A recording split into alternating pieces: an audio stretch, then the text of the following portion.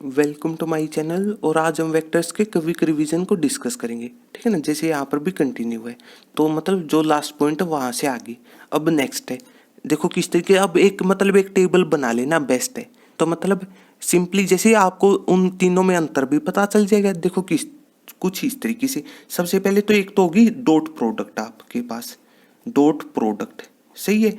फिर एक चीज होती है वेक्टर प्रोडक्ट, सही है। और उसके बाद लास्ट होता है मतलब जो जो चीजें आपके पास सिलेबस में, सही है। और एक होती है स्केलर ट्रिपल प्रोडक्ट।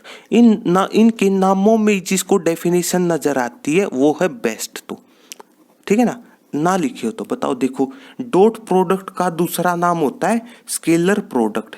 तो इस बात का ये मतलब हुआ, देखो प्रोडक्ट का मतलब मल्टीप्लाई, और याद रखना एक टाइम पर हम दो की ही मल्टीप्लाई कर सकते हैं।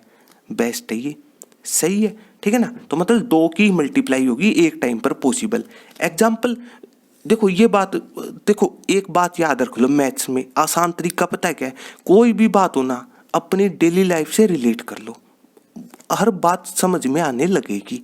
मतलब एग्जाम्पल के लिए सोच के बताओ, आपने इन तीन नंबरों की मल्टीप्लाई करनी है, सोच लो ना, तीन नंबरों की मल्टीप्लाई करनी है। अब आपका आंसर, इतनी बात आपकी सही है, ठीक है ना, इतना आंसर जो भी वैल्यू है उससे मतलब नहीं यहाँ पर, ठीक है ना, ये आंसर आया। लेकिन थोड़ा सोच के बताओ, जब आपने कैलकुलेट किया था हो सकता है किसी ने पहले इन दो नंबरों का मतलब मल्टीप्लाई किया हो, सही है, उस नए रिजल्ट में इसकी मल्टीप्लाई की हुई हो।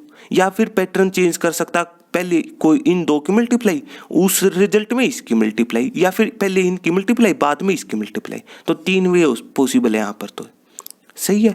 तो इस तरीके मतलब मेन तो ये है ना, एक टाइम पर तो दो की ही मल्टीप्लाई है, तीनों की थोड़ी ना कर सकते हो, तो बात खत्म। तो मतलब प्रोडक्ट एक टाइम पर दो की ही पॉसिबल है, डेली लाइफ का एग्जाम्पल है, बात खत्म। आ गई बात समझ में। तो इस तरीके से, और डॉट को रिप्रेजेंट मतलब प्रोडक्ट है, जैसे कोई दो वेक्टर सोच लिया आपने ए बी, तो उनकी डॉट वाली मल्टीप्लाई, तो मतलब डॉट लिख दो, है आसान तरीका। नाम में डेफिनेशन ढूंढ लिया करो, बेस्ट है, सही है। इसका एक फॉर्मूला होगा चलो उस वो बाद की बात है, सही है। तो इस तरीके से एक होती है वेक्टर को आप या फिर क्रॉस प्रोडक्ट, वही है मल्टीप्लाई होगी तो दो की, तो मतलब चलो वही दो मान लिए, यहाँ पर भी ए और बी कोई दो वेक्टर हैं, तो सही है।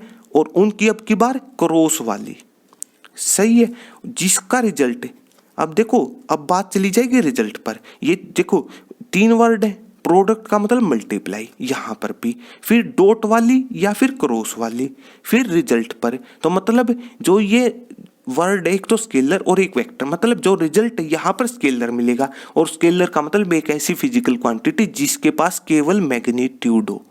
तो मतलब इसका फॉर्मूला कुछ इस तरीके से था कि दोनों वेक्टरों का मैग्नीट्यूड आएगा और कोस थीटा लिख दो।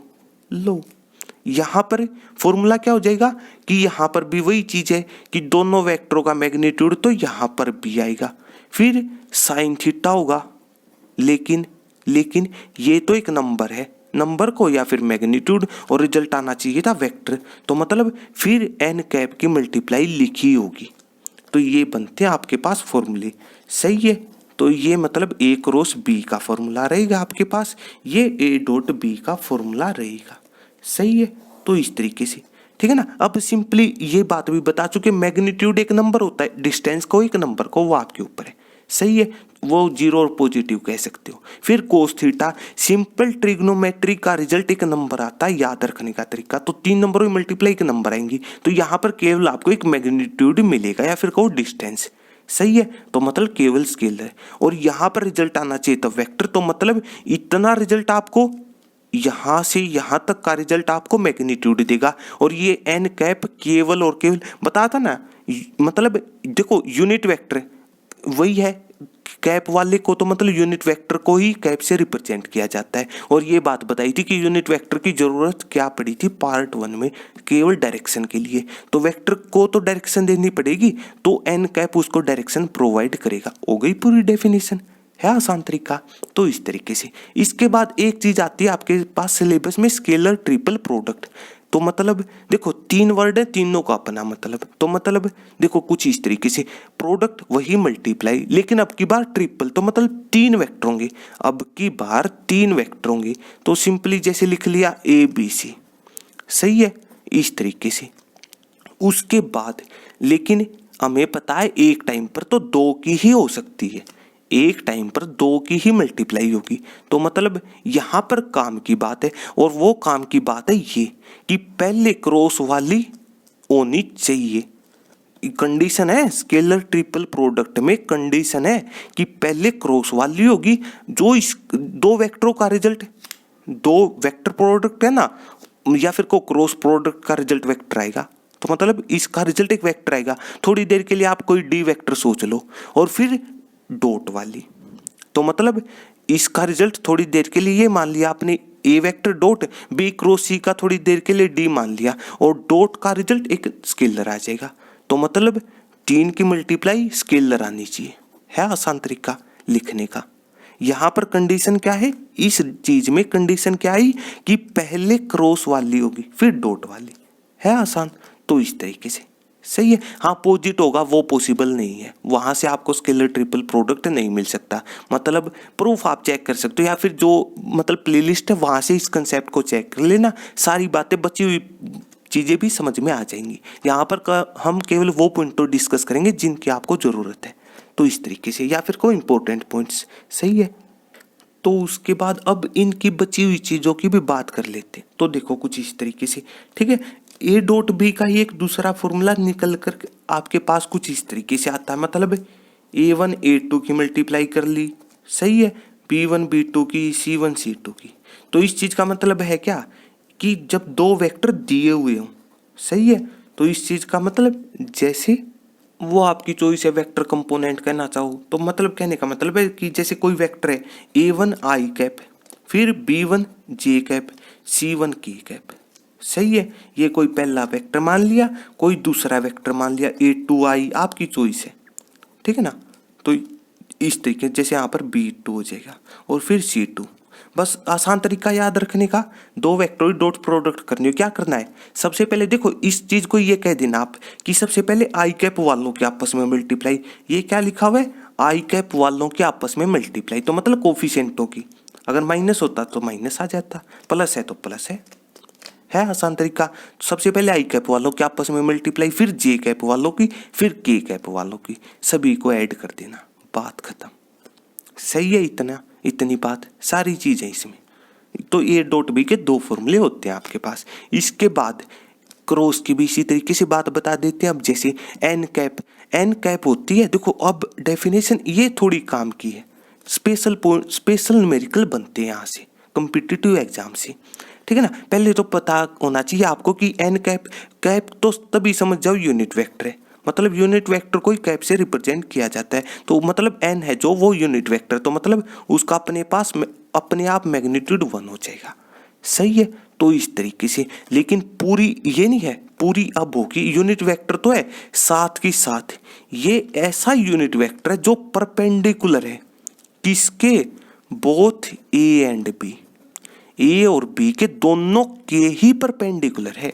जैसे सिंपली समझना आपने इस चीज को किस तरीके से समझ सकते हो, जैसे इस तरीके सोचो कि ये 2D वाली बात कर लो ना, मतलब एक्स वाई प्लेन है, एक्स वाई और लेफ्ट में -x, नीचे y डैश, वो आपके ऊपर है, ठीक है ना। तो मतलब यहाँ पर कोई 2 वेक्टर है, कोई ए वेक्टर है, कोई बी वेक्टर है, समझने का तरीका। तो आई कैप पता है क्या हो जाएगा, ठीक, सॉरी यहाँ पर एन कैप वाली बात है, ठीक है ना। तो पता है क्या होगा, वो यूनिट वेक्टर जो दोनों के परपेंडिकुलर है, और एक्स और वाई के दोनों परपेंडिकुलर कह दो जेड एक्सिस होती है, तो मतलब ये वाली चीज म्यूचुअली परपेंडिकुलर का मतलब तीनों चीजें आपस में परपेंडिकुलर होंगी, तो इस तरीके से, सही है, म्यूचुअली परपेंडिकुलर का ये मतलब होता है। तो मतलब एक्स और वाई दोनों किसके परपेंडिकुलर है, जेड के, और जेड सिंपली जैसे शीट ऑफ पेपर के हिसाब से समझना चाहो आप, थोड़ी देर के लिए सोच लो, एक एक्स मान ली, एक वाई मान ली, और जो तीसरी है वो इस तरीके से परपेंडिकुलर हो जाएगी, जैसे एक्स और वाई इस तरीके सोच रही हो, तो ये है परपेंडिकुलर, तो मतलब शीट ऑफ पेपर के परपेंडिकुलर वो अबव प्लेन भी हो सकता है, बिलो प्लेन भी। एक प्लस जेड का काम कर देगा, एक माइनस जेड का, समझने का तरीका। तो यहाँ पर अगर एक्स वाई प्लेन की बात कर रहे हो तो मतलब जेड की बात हो जाएगी इस केस में, अगर एक्स वाई की बात करना चाहते हो तो। सही है, तो परपेंडिकुलर ए और बी के, तो इस तरीके से। और जिसकी डायरेक्शन एक्चुअल में मिलती है आपको राइट एंड थंब रूल से, राइट एंड थंब रूल से। देखो अब वो क्या होता है वो आप प्ले लिस्ट के अंदर चेक कर लेना इस कंसेप्ट में। सही, वो आपको मिल जाएगा, ठीक है ना। मतलब इतनी भी डीपली जरूरत नहीं है, फिर भी आपको पता होना चाहिए। तो इस तरीके से मतलब +2 में इतने पॉइंटों की भी जरूरत नहीं होती। तो इस तरीके से उसके बाद वही है थीटा, वही एंगल बिटवीन, वो बता चुके दोनों वेक्टरों के बीच का एंगल। सही है, लेकिन अब एक डेफिनेशन यहाँ पर भी, और वो है ये वाली कि ए क्रॉस बी, क्रॉस का मतलब बता था बी कि रिजल्ट एक वेक्टर आएगा, मतलब ए क्रॉस बी का रिजल्ट भी एक नया वेक्टर आएगा। इसका रिजल्ट एक मिलेगा तो एक वेक्टर, और जो नया रिजल्ट मतलब जो नया वेक्टर आएगा, देखो समझ लेना, इसका रिजल्ट एक नया वेक्टर मिलेगा। लेकिन कंडीशन ए क्रॉस बी पर भी वही कंडीशन है जो इस पर चाहिए बची वाली। तो मतलब जो ए क्रॉस बी है वो भी परपेंडिकुलर है ए और दोनों के परपेंडिकुलर, ए और बी के दोनों के परपेंडिकुलर। तो अब पता समझ में आ रहा होगा कि इन दो में अंतर है क्या। दोनों वेक्टर हैं, दोनों परपेंडिकुलर ए बी के अंतर क्या है, एन कैप यूनिट वेक्टरों का। ए क्रॉस बी हो भी सकता, स्पेशल केसों में हो सकता है कि मतलब इसका मैग्नीट्यूड 1 आया, ठीक है ना। और नॉर्मली तो आप सिंपली कह दो वेक्टर, बात खत्म। तो ये अंतर रहेगा ए क्रॉस बी में और एन कैप के अंदर। तो इस तरीके सारी चीजें आपको क्लियर होनी चाहिए।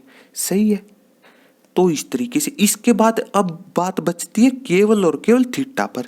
और थीटा का आसान तरीका कह दो आप, थीटा ना जो एंगल बिटवीन ए और बी, और केवल 0 डिग्री से 180 की बात करनी है आपने, ये बताई थी, स्पेशल बात थी, ठीक है ना। कह दो ना थीटा, वो आपके ऊपर इस बात को कैसे लिखना चाहो। तो इस बात का मतलब कोई सी को हो सकता है, कोई इस तरीके से रिप्रेजेंट करना चाहते हो, जैसे मान लो कि थीटा है, ठीक है ना, और 0 से 180, तो इस बात का मतलब है ये चीज।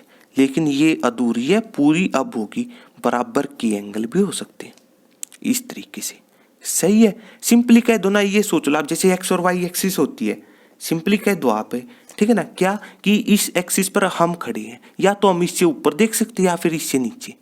मतलब ये डेली लाइफ की वजह से ये चीज पॉसिबल होती है, इस वजह से, और कुछ भी नहीं है। सही है, बस मतलब बेसिक चीजें याद रखोगे बेस्ट है।